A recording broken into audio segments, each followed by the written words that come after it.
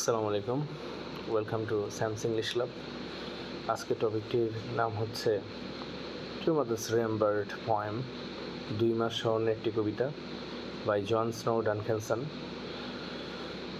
তো এখানে কবিতাটি বোঝাতে চেয়েছে যে মায়ের গুরুত্ব, বাবা মার গুরুত্ব, তোর মধ্যে মায়ের যে গুরুত্ব, importance of a mother in our life, her sacrifice, তো all things about our mother it is mentioned. অর্থাৎ এখানে মেনশন করেছে আমাদের প্রত্যেকটা জিনিস, মায়ের যে স্যাক্রিফাইস, প্রতিটা বিষয়বস্তু এখানে দেওয়া আছে। তা মাকে আমাদেরকে সম্মান করতে হবে, ভালোবাসতে হবে।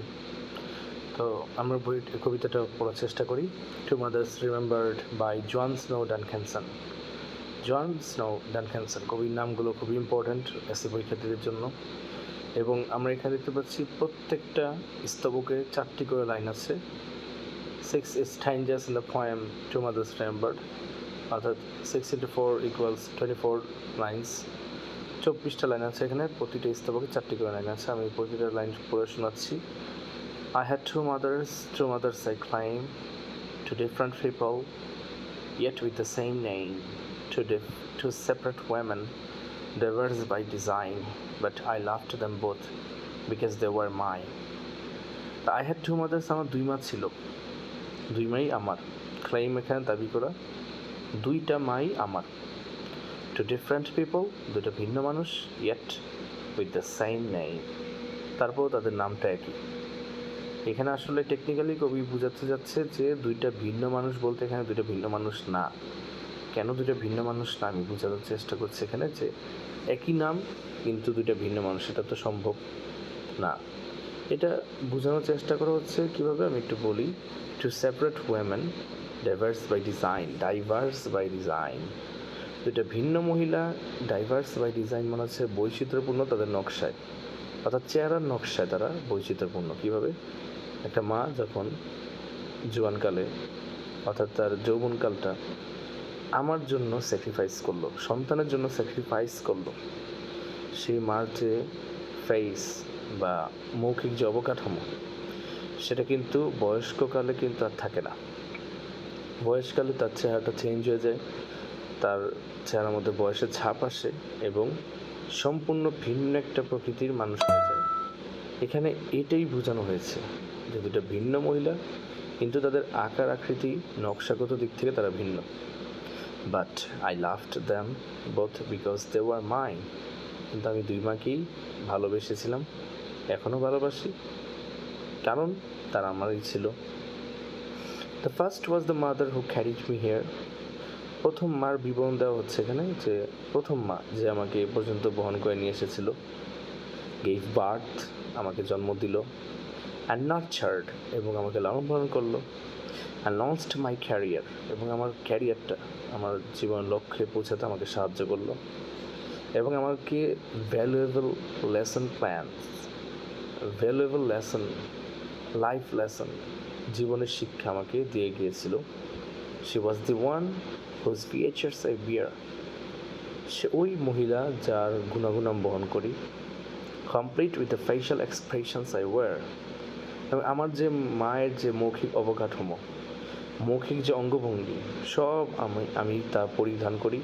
এখানে ওয়্যার মানে হচ্ছে পরিধান করা, কিন্তু এটা জামা যেমন পরিধান করি, ঠিক তেমনই মনে হয় কি আমার মায়ের যে সম্পূর্ণ ফেশিয়াল অথবা যে মৌখিক অবকাঠামো, সম্পূর্ণ মনে হচ্ছে আমি একটা মুখোশ ধারণ করেছি তা আমার মায়ের। তো এই যে মায়ের গুণাগুণ, মায়ের বৈশিষ্ট্য, মায়ের চেহারা, সব কিছুই কিন্তু আমি নিয়ে এসেছি। তো সেই দিক থেকে কিন্তু চিন্তা করলে আমরা অবভিয়াসলি আমার মাকে আমি অস্বীকার করতে পারবো না, তো আমার বাবাকে আমি অস্বীকার করতে পারবো না। Parents are very respected. She gave her love which follows me yet, সে আমাকে যে ভালোবাসা দিয়েছিল তা এখন আমি মনে করি, এখন আমার স্মৃতিতে রয়েছে এটা, যেটা এখন আমাকে ফলো করে। Along with examples in life she said, এবং পাশাপাশি তিনি যে একটা উদাহরণ স্থাপন করে দিয়ে গেছেন আমার জীবনে, সেটা আমি সবসময় সর্বদা ফলো করি, যে লাইফ লেসন দিয়ে গেছে। জীবনের শিক্ষা, জীবনে কীভাবে চলতে হবে, সব কিছু লেসন আমার মা আমাকে দিয়ে গেছে। But as I got older, যত আমি বড় হই, সে সামহাও ইয়াঙ্গার গ্রু, সে তেমনইভাবে ছোট হচ্ছে। অর্থাৎ বয়সকালে মানুষের আচার আচরণ, চরিত্র, হাবভাব সব কিছু কিন্তু একটা ছোটো বাচ্চাদের মতো হয়ে যায়, এবং তাদের চেহারাটাও কিন্তু একদম পার্থক্য দেখা যায় সুস্পষ্টভাবে।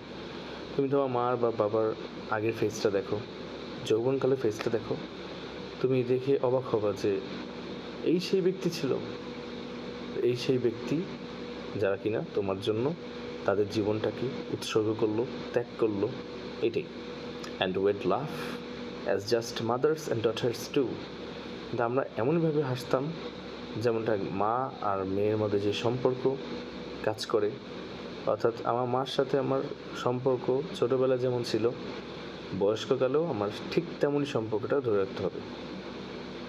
আমার মা আমার জন্য অনেক কিছু করেছে।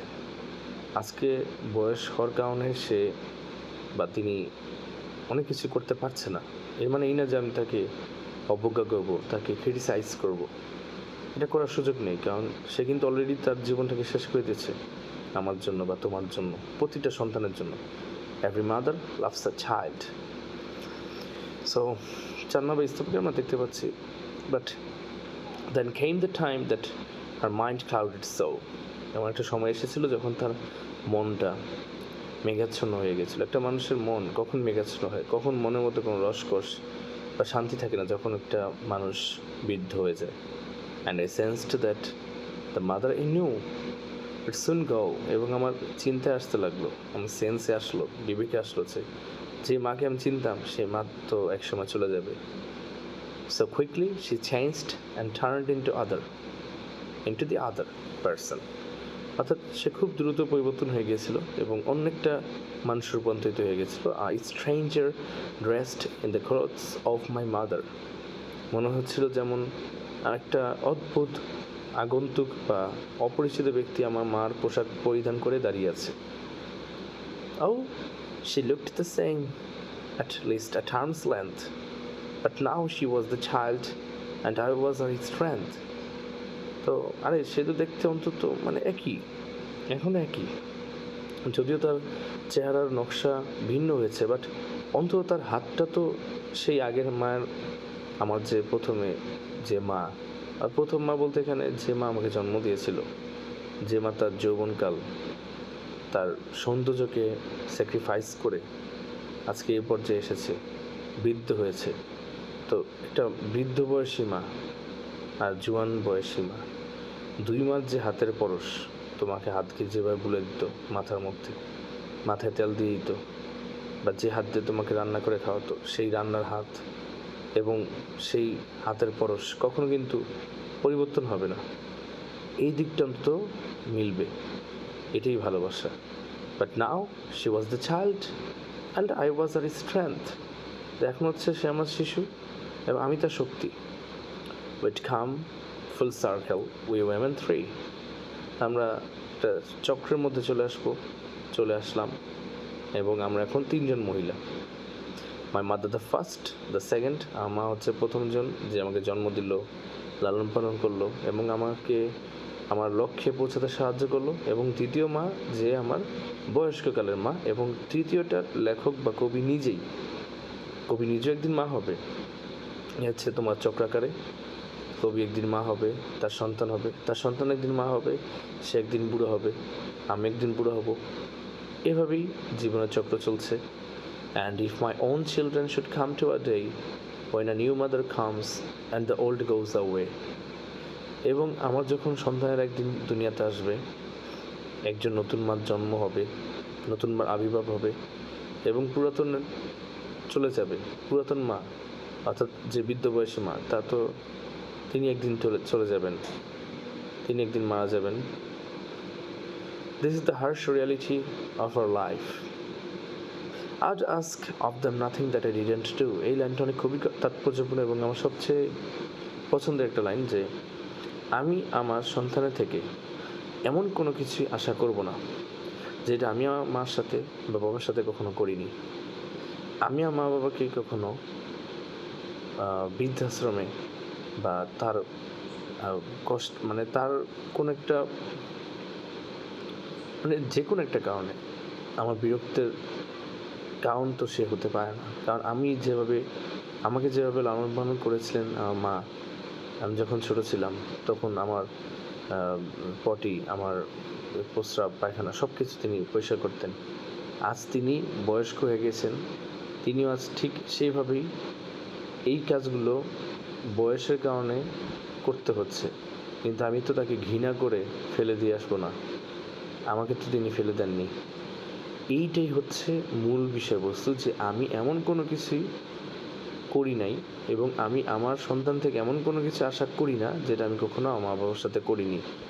অর্থাৎ তুমি যা করবে তাই হচ্ছে তুমি তোমার সন্তান থেকে পাবে, and this is the nature's revenge. এটাই প্রকৃতির প্রতিশোধ, যা করবে তাই ফেরত পাবে।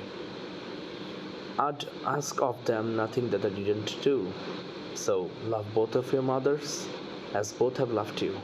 তাই দুই মাকেই ভালোবাসো যেভাবে দুই মা তোমাকে ভালোবেসেছিলেন। That's it. আসসালামু আলাইকুম।